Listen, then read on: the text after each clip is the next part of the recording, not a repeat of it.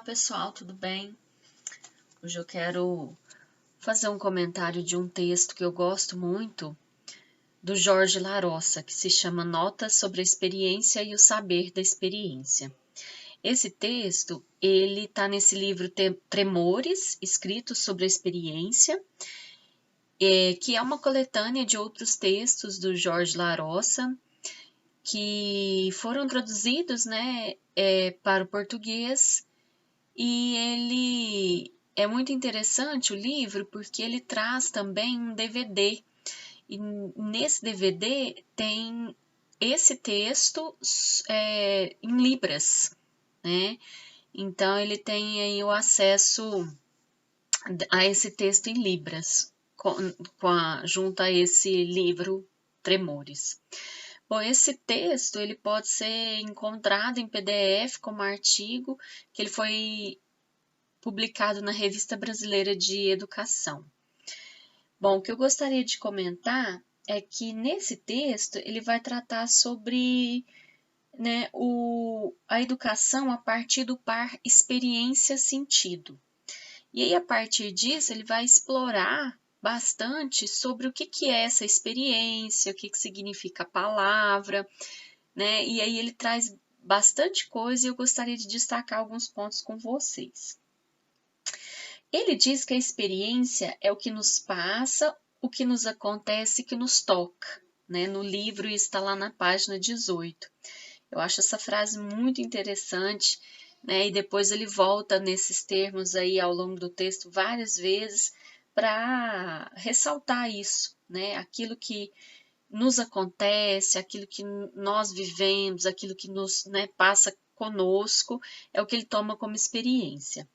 Depois disso, ele vai comentar, falar que a experiência ela não é informação, que a experiência ela é rara pelo excesso de opinião, que ela também é rara pela falta de tempo, né? Como se não tivéssemos tempo para viver as experiências.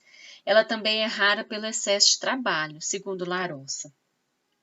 Depois ele vai tratar um pouquinho sobre o sujeito da experiência, falando que o sujeito ele é um espaço onde tem lugar os acontecimentos. Ele fala isso na página 25, tá? O sujeito da experiência é aquele que tem disponibilidade, é aquele que tem abertura. O sujeito da experiência, ele diz que é um território de passagem, né? A experiência, ela tem capacidade de formação ou de transformação. Então, ele atribui aí ao sujeito da experiência todas essas características, né? Aquele sujeito disposto, aquele sujeito aberto, aquele sujeito que se deixa tocar, né? É isso que ele trata. Depois ele vai falar um pouquinho sobre o saber da experiência. Quando ele trata do saber da experiência, ele fala que o saber da experiência é aquele que se adquire no modo como alguém vai respondendo ao que lhe vai acontecendo ao longo da vida e no modo como vamos dando sentido ao acontecer do que nos acontece. Ele trata isso na página 32. É muito interessante, né? O saber da experiência seria aquilo que é particular, que é subjetivo, que é relativo, que é contingente, que é pessoal, tudo isso ele trata também na página 32. Então, assim, se duas pessoas vivem um mesmo acontecimento, cada pessoa vai ter a sua experiência, né? Então, ele toma o saber da experiência como algo próprio de cada um. Ele fala, inclusive, que o acontecimento ele é comum, mas a experiência é para cada qual a sua, singular, e de alguma forma ele considera como impossível de ser repetida. O saber da experiência é um saber que não se separa, do indivíduo concreto que o encarna. Então, quer dizer, aquele saber da experiência, aquilo que eu sei da minha experiência, vem daquilo que eu vivi, daquilo que eu estive envolvido, daquilo que me tocou, daquilo que fez bem para mim.